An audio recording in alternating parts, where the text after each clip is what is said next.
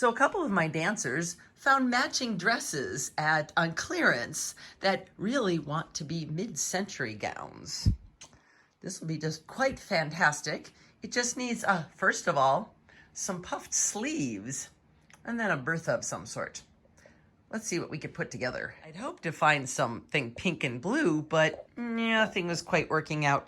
So we're gonna go with some white organza to make the puff sleeves with. I've got some white lace for the berthas, and then a stack of ribbon here that one of these ribbons will help tie it together. Well, I've got this much fabric for 2 different dresses. So first of all, I'm just gonna take my fabric here, fold it in half, and cut it so each dress gets fabric for 2 sleeves. Let me show you these armpits again. These are going to be a little tricky because it sits like off the shoulder a little bit. It's not a regular armhole. So what I'm going to try doing here is just taking this rectangle, I'm going to serge it into a tube, gather one end, and then just fold the other end under, make a casing and put elastic through the casing and make my puff sleeve that way. It's gonna be very simple, but let's see how it works. Of course, nothing says mid-century sewing like a serger. Of course, the first thing I'm doing is pressing this down with an iron because this fabric is not that easy to work with. But just pressing the fold into it, I'm folding and pressing and then folding and pressing again. So I'm pressing the casing in. Will make it a lot less work to have to argue with the fabric.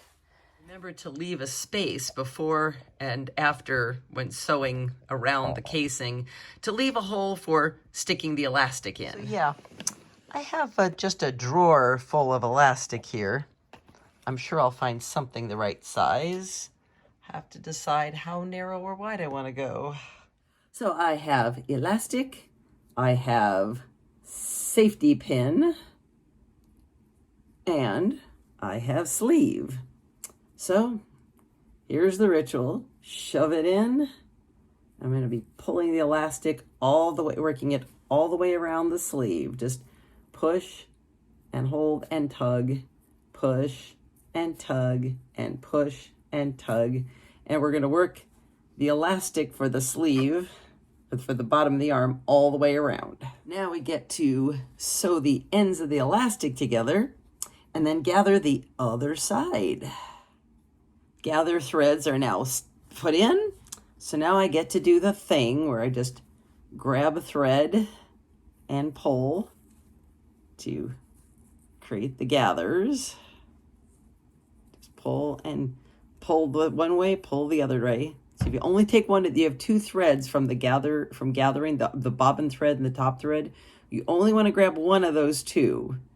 If you grab both, nothing's going to happen. Well, there we go. This is going to do it. Now at the moment, look how long that sleeve is. It's coming almost to her waist. So I'm going to recommend that when it's worn, this elastic, she wears way up here so that the sleeve will be a bigger puff and sort of stick out from under very well from under the bertha. Now, if it turns out the elastic is uncomfortable, I'm going to suggest that we take ribbons and sort of take one of the blue ribbons and attach fold it in half, and we'll sew a ribbon like here and maybe like in 3 places to hold the sleeve up. I might just do that anyway because that sounds really cute.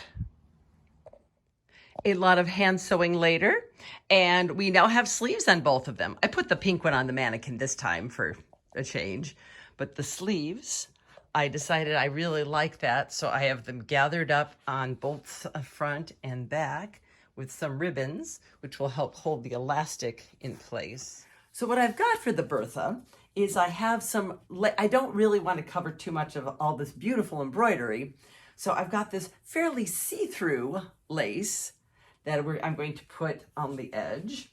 And I did manage to find, I'm not a big fan of grosgrain ribbon, but it came in colors that match both the blue and the pink pretty well. So what we're gonna do is we're gonna have that And then I will I'm going to gather this to the ribbon, and then the ribbon I will just tack above at the top of the dress. I've pinned the ruffled lace to the edge of the ribbon, which I just pinned it to the edge.